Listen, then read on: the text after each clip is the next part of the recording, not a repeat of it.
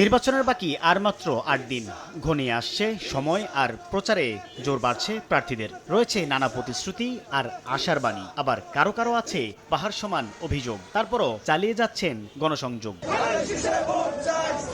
বুধবার রাজধানী কাকরাইলে প্রচারণায় বিএনপি প্রার্থী মির্জা আব্বাস অভিযোগ করে বলেন, ইলেকশন ইঞ্জিনিয়ারিং এর চেষ্টা চলছে।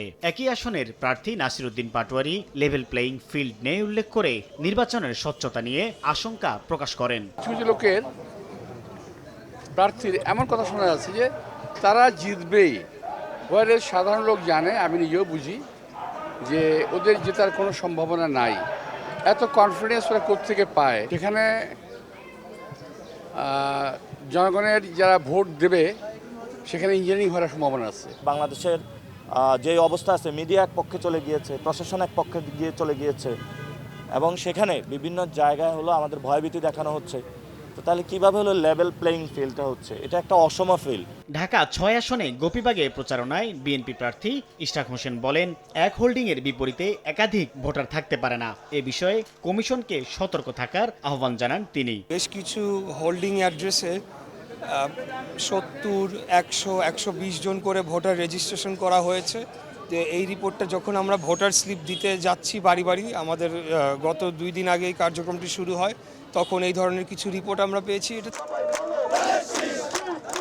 ঢাকা ১৭ আসনে তারেক রহমানের নির্বাচনী প্রচারণার প্রধান সমন্বয়ক আব্দুস সালাম বলেন, ভোটের তারিখ ঘনিয়ে আসার সঙ্গে সঙ্গে একটি দলের মাথা খারাপ হচ্ছে। নির্বাচন যত ঘনিয়ে আসছে জামাতের মাথা তত খারাপ হচ্ছে। এই যে তাদের যে আচরণ, এই আচরণ এটাই প্রমাণ করে যে আর মাত্র কয়েকদিন আছে, এই কয়েকদিনের মধ্যে তাদের অবস্থা আরো খারাপ হয়ে যাবে। মোহাম্মদপুরে ঢাকা ১৩ আসনের প্রার্থীদের ইশতেহার পাঠ অনুষ্ঠিত হয়। এ সময় দীর্ঘদিনের অব্যবস্থাপনা, নাগরিক ভোগান্তি নিয়ে কাজ করার প্রতিশ্রুতি দেন বিএনপির প্রার্থী ববি হাজ্জাজ। আর ১১ দলের প্রার্থী মামুনুল হক জানান, উন্নয়ন প্রকল্পের বাজেট, ঠিকাদার ও অগ্রগতি জনসম্মুখে প্রকাশের মাধ্যমে নিশ্চিত করা হবে পূর্ণ স্বচ্ছতা। নিরাপদ ও সন্ত্রাসমুক্ত জীবন, কিশোর গ্যাং, মাদক, ছিনতাই ও চাঁদাবাজির বিরুদ্ধে জিরো টলারেন্স, থানা প্রশাসন ও কমিউনিটির সমন্বয়ে নিয়মিত অভিযান, কড়া নজরদারি ও নাগরিক অংশগ্রহণ নিশ্চিত করে মোহাম্মদপুর, আদাবর, শেরেবাংলা নগরকে নিরাপদ বসবাসযোগ্য এলাকা হিসেবে গড়ে তোলা হবে। ঝুঁকিপূর্ণ এলাকায় সিসিটিভি, পর্যাপ্ত সড়কবাতি ও পুলিশি টহল জোরদার করা হবে। বাজার, টার্মিনাল ও অফিসে বিশেষ টাস্ক ফোর্স গঠন করা হবে।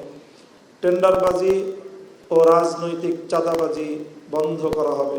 এদিন মালিবাগে নির্বাচনী গণসংযোগে ঢাকা ১১ আসনে এনসিপির প্রার্থী নাহিদ ইসলাম অভিযোগ করেন, ঋণখেলাপি ও দ্বৈত নাগরিকত্বদের নির্বাচনে অংশগ্রহণের সুযোগ দিয়ে ভোটের পরিবেশ নষ্ট করছে কমিশন। অন্য জোট তারা ঋণখেলাপি, দ্বৈত নাগরিকত্ব, ভূমিদস্যু, চাঁদাবাজ, সন্ত্রাসী এই ধরনের লোকদেরকে নমিনেশন দিয়েছে।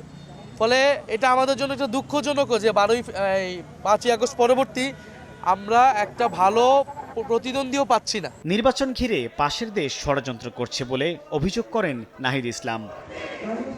সাইফুল ইসলাম, সময় সংবাদ, ঢাকা। মা, পিম্পল 5 দিনেই চলে যাবে। যাবে না মা। জাপ নিমের 5 অংশের পাওয়ারে 5 দিনেই দূর হবে পিম্পল। হিমালয়া পিউরিফাইং নিম ফেস ওয়াশ।